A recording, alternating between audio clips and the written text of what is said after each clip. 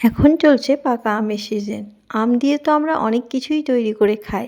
একবার পাকা আম দিয়ে এইভাবে একবার ছানার পায়েস তৈরি করে দেখো। অসম্ভব খেতে ভালো হয়। আর এই আমের সিজনে এরকম ছানার পায়েস তৈরি করলে আর অন্য মিষ্টি খেতে ইচ্ছে করবে না। তো দেখো, সবার প্রথমে আমি নিয়ে নিয়েছি এখানে একটা কড়াই, আর কড়াইয়ের মধ্যে নিয়ে নিচ্ছি 1 লিটার মতন দুধ। গ্যাসটাকে অন করে দিয়েছি। এরপর আমি এই দুধটাকে প্রথমে ভালোভাবে জাল দিয়ে নেব। মানে ভালোভাবে আগে কিন্তু ফুটিয়ে নিয়ে দেখে নিতে হবে কোনো অসুবিধা যাতে না থাকে। তো তার জন্য দেখো, আমি দুধটাকে কিন্তু প্রথমে জাল দিয়ে নিচ্ছি, মানে ফুটিয়ে নিচ্ছি। তো দেখতেই পাচ্ছ দুধটা কিন্তু ফুটে উঠেছে। এরপর কিন্তু আমি এটাকে নাড়াচাড়া করে কিছুক্ষণ এটাকে ফুটিয়ে আমি কিন্তু কমিয়ে নেব। আমি এখানে 1 লিটার দুধ দিয়ে বানাচ্ছি, তোমরা চাইলে কিন্তু একটু কম করেও বানাতে পারো। তো আমি এই দুধটাকে এরপর ঘন করে নেব, তার জন্য এটাকে একটু সময় নিয়ে ফুটিয়ে নিতে হবে। তো চলো এটা হতে থাক, ততক্ষণ দেখো এদিকে আমি নিয়ে নিয়েছি পাকা আম। এখানে আমি 3টে পাকা আম ব্যবহার করছি। আমগুলো একটু নরম হয়ে গেছে, সেই আমগুলো দিয়েই কিন্তু আজকে তৈরি করে দেখাবো। তো আমগুলোকে প্রথমে কিন্তু আমি এইভাবে কেটে নেব। প্রথমে আমি বোটার দিকটাকে কেটে বাদ দিয়ে দিচ্ছি। তারপরে 2 পাশ এইভাবে কেটে নিতে হবে। এইভাবে যদি তোমরা আমটাকে কেটে আমের পাল্পটা বের করে নাও, তাহলে কিন্তু খুব সহজেই বের হয়ে যাবে। তো দেখো, আমি 2 পাশ 2 পাশ কিন্তু কেটে নিচ্ছি। এখানে আমি ছোট্ট ছোট সাইজের আমগুলো ব্যবহার করেছি। তোমরা চাইলে বড় আমও ব্যবহার করতে পারো, তাহলে কিন্তু 1টা কি 2টো আম দিয়ে কিন্তু হয়ে যাবে।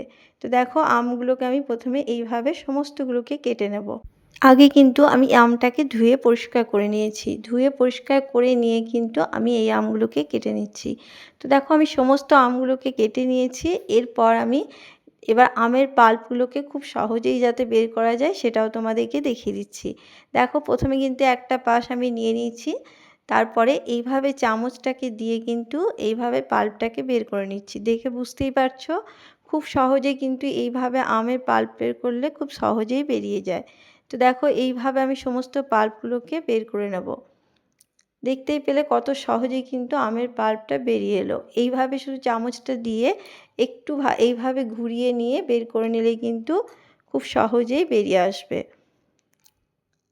আর এই আমের পায়েসটা তৈরি করার জন্য এইরকম নরম আমই নেবে, তাহলে কিন্তু খুব ভালোভাবে তৈরি করতে পারবে। তো দেখো, আমি কিন্তু সমস্তগুলোকে এইভাবেই বের করে নেব। তো দেখো, আমি সমস্ত আম কিন্তু আমের পাল্পগুলোকে বের করে নিয়েছি, দেখতেই পাচ্ছ। এরপর আমি এটাকে পেস্ট করে নেব, মানে এটাকে আমি ঘুরিয়ে নিয়ে পেস্ট করব। তার আগে আমি এখানে দিয়ে দিচ্ছি, দেখো 50 গ্রাম মতন এখানে দিচ্ছি চিনি। এখানে আমের মিষ্টতা অনুযায়ী কিন্তু চিনিটা দিতে হবে। যদি খুব মিষ্টি আম হয় তাহলে একটু কম করে নিতে পারো। তো আমি দেখো এখানে 50 গ্রাম চিনি দিলাম, এতেই কিন্তু হয়ে যাবে। তো দেখো, এটাকে আমি ঘুরিয়ে নিচ্ছি। দেখো, এটাকে আমি ঘুরিয়ে পেস্ট তৈরি করে নিয়েছি। একদম মসৃণ পেস্ট তৈরি করে নিতে হবে, যাতে কোনো দানা ভাব না থাকে। আর যদি দানা ভাব থাকে তাহলে কিন্তু একটু ছাঁকনি করে ছেঁকে নিতে পারো, তাহলে কিন্তু কোনো রকম মোটা অংশ পাওয়া যাবে না। তো দেখো, এইদিকে কিন্তু দুধটা পুরো ফুটে অনেকটাই কমে এসছে, আরও কিন্তু এটাকে কমিয়ে নিতে হবে। তো তার জন্য আরও কিছুক্ষণ কিন্তু জাল দিয়ে নিতে হবে। এটাকে আরও কিছুক্ষণ জাল দিয়ে নেব, কিন্তু তার আগে আমি এখানে গুঁড়ো দুধ ব্যবহার করব। এখানে একটু গুঁড়ো দুধ দিয়ে দিলে কিন্তু খুব তাড়াতাড়ি ঘন হয়ে যাবে। তো তার জন্য আমি এখানে 4 চামচ মতন গুঁড়ো দুধ ব্যবহার করছি। এখানে গুঁড়ো দুধটা দেওয়ার কারণে কিন্তু পায়েসটাও খেতে খুব ভালো হবে, আর খুব তাড়াতাড়ি ঘনও হয়ে যাবে। তো দেখো, দুধটা দেওয়ার পরে একটু নাড়াচাড়া করে নিচ্ছি, দিয়ে আরও কিছুক্ষণ ফুটিয়ে নেব। এটা আরও কিছুক্ষণ ফুটিয়ে কমিয়ে নিতে হবে।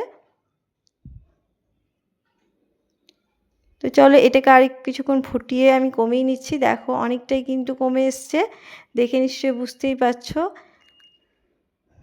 প্রায় 1 লিটার দুধকে আমি কিন্তু একদম 250 গ্রাম মতন করে নিয়েছি। এরপর আমি এখানে কিন্তু আমের পাল্পটাকে দিয়ে দিচ্ছি। সমস্ত আমের পাল্পটা আমি এখানে দিয়ে দিচ্ছি।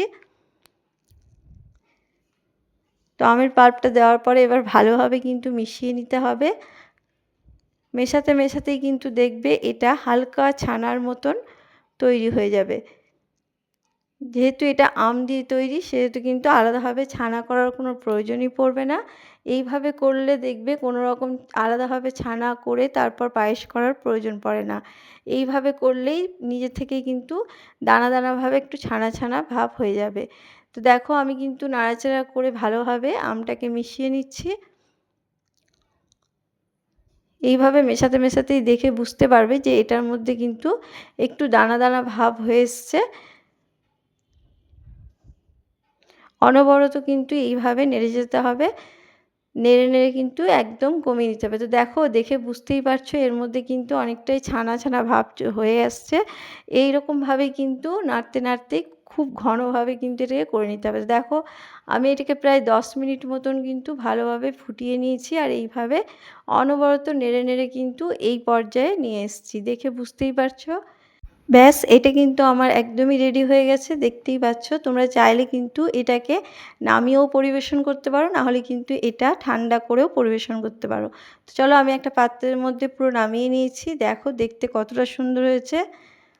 তো আমি তোমাদেরকে গরম অবস্থাতেই দেখাচ্ছি। এটাকে একটু ফ্রিজে রেখে দিলে কিন্তু আরও একটু ঘন হয়ে যাবে। দেখতে যতটা সুন্দর হয়েছে খেতে কিন্তু তার থেকেও বেশি সুন্দর। একবার শুধু তৈরি করে দেখো বন্ধুরা। আম দিয়ে তো অনেক রকম মিষ্টিই তৈরি করে খাও। একবার আম দিয়ে এই ছানার পায়েসটা তৈরি করে দেখো। আশা করছি তোমাদের খুব পছন্দ হবে। আমার রেসিপি তোমাদের কেমন লাগলো অবশ্যই জানিও, আর ভালো লাগলে চ্যানেলটাকে সাবস্ক্রাইব করে দিয়ে আমার পাশে থাকার অনুরোধ।